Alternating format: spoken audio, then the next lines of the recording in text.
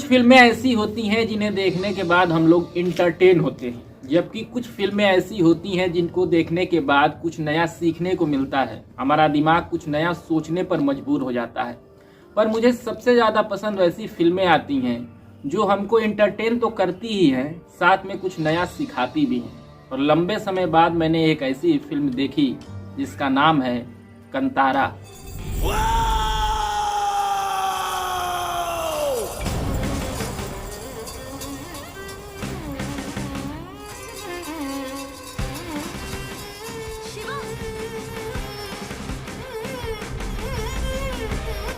कंतारा एक ऐसी फिल्म है जिसको देखने के बाद आप एक अलग सिनेमैटिक अनुभव करेंगे। कंतारा एक ऐसी फिल्म है जो हमारे सभ्यता से बहुत ही गहरे तरीके से जुड़ी हुई है। कुछ लोग ऐसे हैं जिनको फिल्म समझ में नहीं आ रही है और वह कह रहे हैं कि यह फिल्म अंधविश्वास मात्र है, इसमें भूत प्रेत की कहानी दिखाई गई है। लेकिन मुझे ऐसा लगता है कि कंतारा एक ऐसी फिल्म है जिसको हम एक इंसान के रूप में, एक समाज के रूप में बहुत कुछ इस फिल्म से सीख सकते हैं। कैसे सीख सकते हैं और क्या क्या यह फिल्म सिखाती है, एक एक करके इस वीडियो में मैं आपको बताना चाहूँगा। पहला चीज जो यह फिल्म सिखाती है, मुझे ऐसा लगता है कि प्रकृति का महत्व यह फिल्म बताना चाह रही है। फिल्म कह रही है कि प्रकृति एक भगवान द्वारा बनाया गया सिस्टम है, इसका छेड़छाड़ मत करो। अगर आप छेड़छाड़ इसके साथ करेंगे तो ये फिर आपके जीवन के लिए हार्मफुल हो जाएगा। फिल्म में 3 साइड दिखाया गया है। एक लालची जमींदार का साइड है जो जंगल की जमीन को खरीद कर उससे बिजनेस करना चाहते हैं और पैसा कमाना चाहते हैं। दूसरा साइड पुलिस वाले और सरकार की साइड है जो जंगल को वाइल्ड लाइफ घोषित करना चाहते हैं। तीसरा साइड जो है वह आदिवासियों का साइड है और आदिवासियों की समस्या यह है कि वह जंगल से ही अपना पेट भरते हैं। दरअसल इस फिल्म में तीनों ही साइड किसी न किसी तरीके से जंगल का एक्सप्लॉइटेशन करते हैं, जंगल को नष्ट करते हैं और इस वजह से हम लोग देखते हैं कि अंत में तीनों को ही बहुत नुकसान होता है। लेकिन यह फिल्म हमको यह बताना चाह रही है कि जंगल पर पहला अधिकार आदिवासियों का होता है। इसलिए जब फिल्म का लीड कैरेक्टर शिवा को मार दिया जाता है जमींदारों के हाथों से, तो उसके अंदर पंजुली देव के जो प्रोटेक्टर हैं, गुलिगा देव, वह आ जाते हैं और वह प्रोटेक्ट करते हैं जंगल को और जंगल में रहने वाले आदिवासियों को। लोग बोलेंगे ये तो बहुत ही पुरानी कथा है, लेकिन अगर आप ध्यान से देखें तो आज भी जो सरकार है, जो जमींदार वर्ग है, वह आदिवासियों को बार बार उनका घर छीन रहे हैं, बार बार उनको सड़क पर ला रहे हैं। यह कहानी एक आईना दिखाती है भारत के वर्तमान समाज को। दूसरा जो इम्पोर्टेंस चीज यह फिल्म दिखाना चाहती है वह है माइथोलॉजी का इम्पोर्टेंस, जो भगवान हम लोग के सभ्यता से जुड़े हुए हैं उसका इम्पोर्टेंस। बॉलीवुड हिंदू मैथोलॉजी या देश विदेश के किसी भी मैथोलॉजी पर फिल्म नहीं बनाती। उनको लगता है कि इस पर फिल्म बनाना पुराने जमाने की कोई चीज होगी। लेकिन आपको पता है कि साउथ का सिनेमा अपने कल्चर को कितना ज़्यादा प्रिजर्व करता है और हमेशा अपने फिल्मों के माध्यम से कल्चर को दिखाता रहता है। इस फिल्म को अगर आप ध्यान से देखें तो फिल्म का जो लीड कैरेक्टर शिवा है वो बहुत ही तरीके से भगवान शिव से जुड़ा हुआ है। जैसे भगवान शिव को कहा जाता है कि वह डिस्ट्रॉयर है, वैसे ही फिल्म के शुरुआत में जो शिवा का कैरेक्टर है वह डिस्ट्रॉय करता है जंगल को, जंगल के पेड़ को, जंगल में रहने वाले पशुओं को। बाद में आपको यह भी पता है कि भगवान शंकर बाकी देवताओं की रक्षा के लिए विष पी जाते हैं, वैसे ही शिवा भी अंत में बाकी जंगल के आदिवासियों के लिए मर जाता है और शहीद हो जाता है। आपको यह भी पता है कि भगवान शंकर और भगवान विष्णु में कुछ तो नोक झोंक चलती रहती है कि कौन बड़ा कौन छोटा। अगर आप मुरली का कैरेक्टर ध्यान से देखें फिल्म में, तो मुरली का कैरेक्टर विष्णु भगवान की याद दिलाता है। मुरली का कैरेक्टर जंगल वाले लोगों को प्रिजर्व करना चाहता है, उनको पालना चाहता है, उनको प्रोटेक्ट करना चाहता है।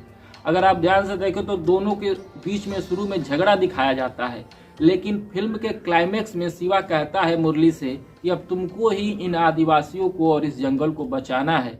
यानी भगवान शिव विष पीने चले गए और विष्णु भगवान को आदिवासियों और जंगलों को बचाने के लिए छोड़ गए थे। यह फिल्म दिखाना चाहती है।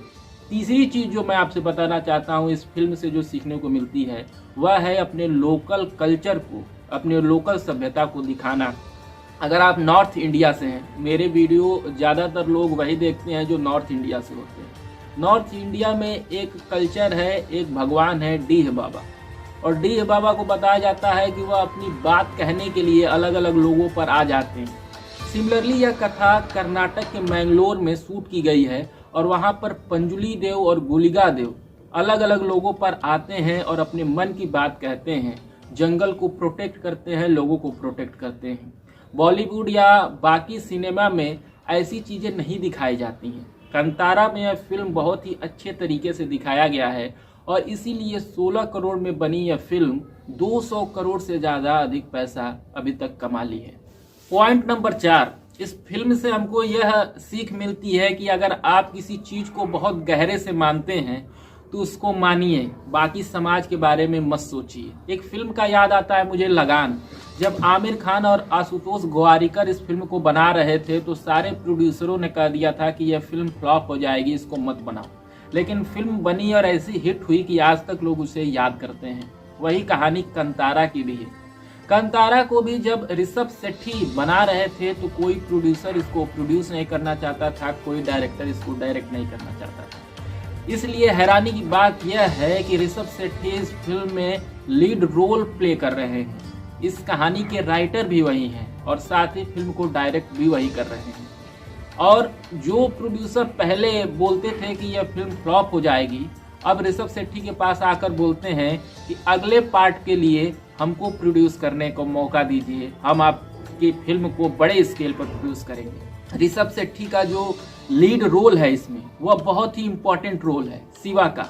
शिवा को दिखाया गया है कि वह एक बड़े पेड़ के ऊपर रहता है जिसका नाम कैलाश है, और आपको पता है कि भगवान शंकर भी कैलाश पर्वत पर रहते हैं। शिवा ने इस कहानी को ऐसे लिखा है कि हर आदमी से कनेक्ट कर जाता है, चाहे वह नॉर्थ इंडिया का हो, साउथ इंडिया का हो, ईस्ट का हो या फिर वेस्ट का हो। एक कहानी का दम है।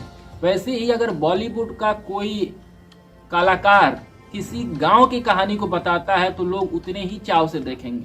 हमारे भोजपुरी सिनेमा को देख लीजिए। भोजपुरी सिनेमा कहता है कि हम अपने कल्चर को प्रोटेक्ट करते हैं, लेकिन क्या कभी कंतारा जैसी कोई फिल्म भोजपुरी सिनेमा बना सकता है? क्या आप सोच सकते हैं इस बारे में? पंजुली देव और गुलिगा देव जो इस कहानी के, इस फिल्म के मेन पात्र हैं, वह दोनों एक माइथोलॉजिकल कैरेक्टर है। उनको पता ना कोई देखा है नहीं देखा है, उससे फर्क नहीं पड़ता, लेकिन यह हमारे कल्चर का हिस्सा है। आप माने या ना माने, आप साइंस को मानते हैं, इस चीज को झूठ करार देते हैं, लेकिन याद रखिए यह हमारा कल्चर है, इस पर हंसना नहीं चाहिए, इसका मजाक नहीं उड़ाना चाहिए। पंजुली देव और गुलिगा देव की कहानी ऋषभ शेट्टी ने बहुत अच्छे तरीके से निभाया है और मुझे उम्मीद है कि यह फिल्म और ज़्यादा सक्सेसफुल हो जाएगी और इसके तर्ज पर और भी फिल्में बनेंगी जो भारत के लोकल सभ्यता को और ज़्यादा प्रोत्साहित करेगी। अगर आपने फिल्म अभी तक नहीं देखी है तो मैं आपको रिकमेंड करना चाहूँगा कि इस फिल्म को ज़रूर देखिए और उसके बाद से कमेंट सेक्शन में लिखिए कि यह फिल्म कैसी लगी थी। उम्मीद है मैंने एक प्रकार का वीडियो करने का ट्राई किया है। इसमें एक फिल्म का रिव्यू तो नहीं कहूँगा, इस फिल्म से जो मैंने सीखा है मैं आपके सामने रख रहा हूँ। अगर बेहतर लगा हो तो वीडियो को शेयर करें और चैनल को सब्सक्राइब करें। बहुत बहुत धन्यवाद। Press the bell icon on the YouTube app and never miss another update.